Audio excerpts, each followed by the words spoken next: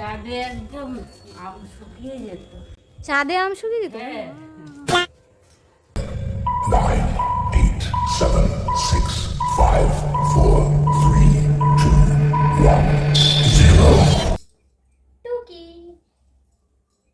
তো guys, ready হওয়া অবস্থায় দেখে তো ভাবছো যে কোথায় যাচ্ছি। হ্যাঁ বলবো, এক সেকেন্ড দাঁড়াও, আগে রেডি হয়নি আর তারও আগে ইন্ট্রোটা দিয়ে নিই। So hey guys, welcome back to our channel Diptiya style. তো welcome to our new blog.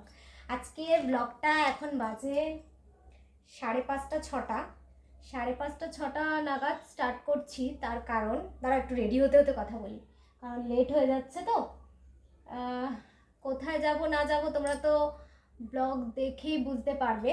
তার আগে আমি কিছু বলবো না।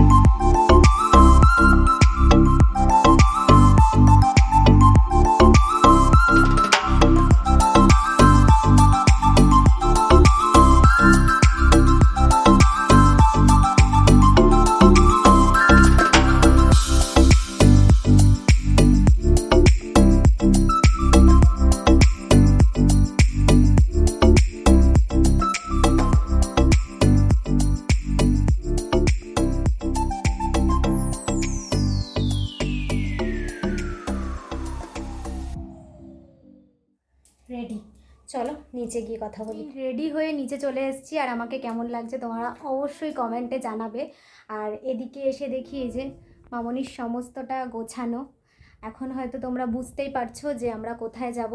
হ্যাঁ গাইজ, আজকে নীল পুজো, তাই জন্য মামনির সাথে আমি একটুখানি মন্দিরে যাব। আমাদের সামনেই মন্দিরটা, তোমরা সবাই চেনো, সেখানেই যাব।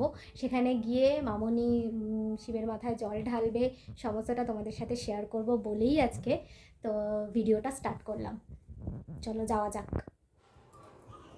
আমরা বেরিয়ে গেছি, এবার গেটে ফেটে তালা দিয়ে এবার মন্দিরের দিকে যাব। ওদিকে মামনিও রেডি হয়ে গেছে, মামনির লুকটাও তোমাদের সাথে শেয়ার করছি। তো চলো রাস্তায় যেতে যেতে শেয়ার করবো। চলো, একদম ভর সন্ধ্যাবেলা টাইমে যাচ্ছি আমরা। শিবরাত্রির দিনে এরকম টাইমে এসেছিলাম না? না একটুখানি অন্ধকার হয়ে গেছিলো না? এই টাইমে এসেছিল না, আরো পরে গুনগুনের দিনে আসতে। হ্যাঁ, আসতে একটু দেরি হয়ে গেছে। এই মন্দিরটা তোমরা সবাই চেনো, রিসেন্টলি এসেছিলাম আমি বাবার সাথে এই মন্দিরে, আর আজকে আবার মামনির সাথে আসলাম মন্দিরে। আর এদিকে মামনি প্রিপারেশান নিচ্ছে শিব ঠাকুরের মাথায় জল ঢালবে বলে। হ্যাঁ, এত ফল আমার শাশুড়ি হাতে ধরে রাখতে পারছে না।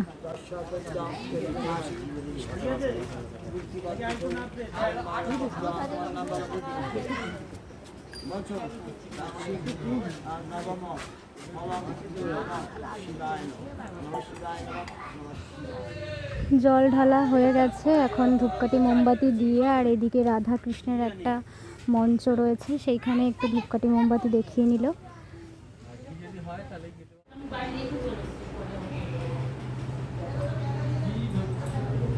কি কর্পূর খুঁজতে এসছো?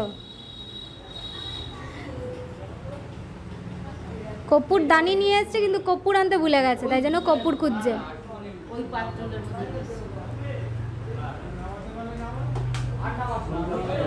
আমার ঘরে,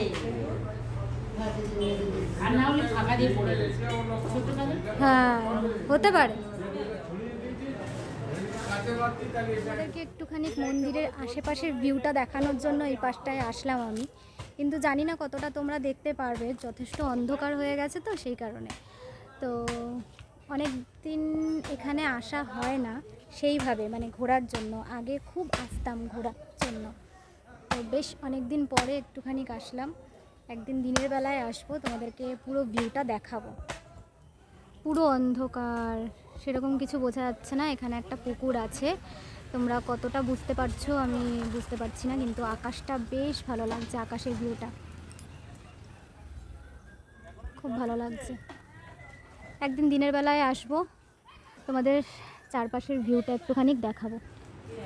মন্দিরের ভেতরে এসে ঠাকুরের এখানে একটুখানি আরতি করে নিচ্ছে। এই যে মামনির এদিকের কাজ সমস্ত কিছু মিটে গেছে। এইবার আমি একটু ঠাকুরকে প্রণাম করে নিই। ঠাকুরকে প্রণামটা করে নিয়ে একটু ঠাকুরের দর্শন করে নিয়ে এবার আমরা বাড়ির দিকে যাব।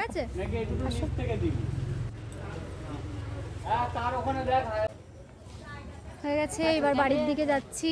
এই যে উনি এখন আসলেন। যাও, আমরা বাড়ি যাই, টাটা।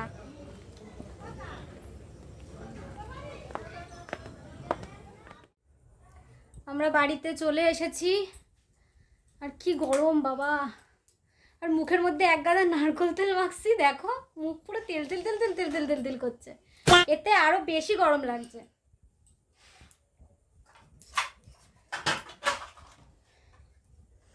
এবার মামনি ফল ঠল খাবে। ফল খাবে তো? সন্ধ্যা দিই। ও সন্ধে দেবে, হ্যাঁ আমি ওপরে গিয়ে একটা ধূপকাঠি ধরিয়ে আসি। ওই যে বসে আছে, সন্ধে দেবে। আর আমিও যাই একটুখানি ওপরে গিয়ে একটা ধূপকাঠি জ্বেলে আসি।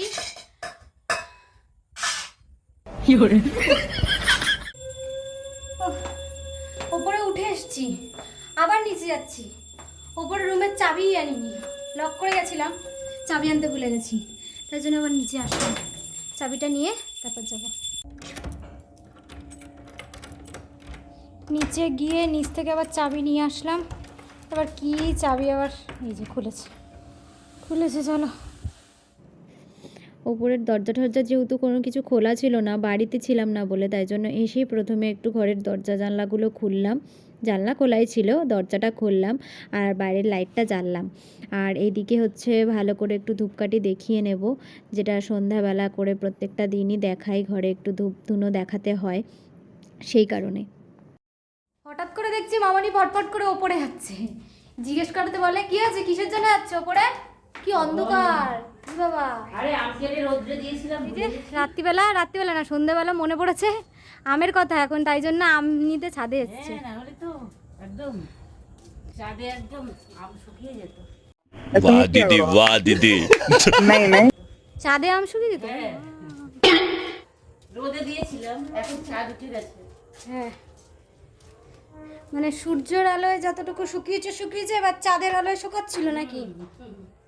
ভুলে না গেলে তাই হতো। বাবা গো!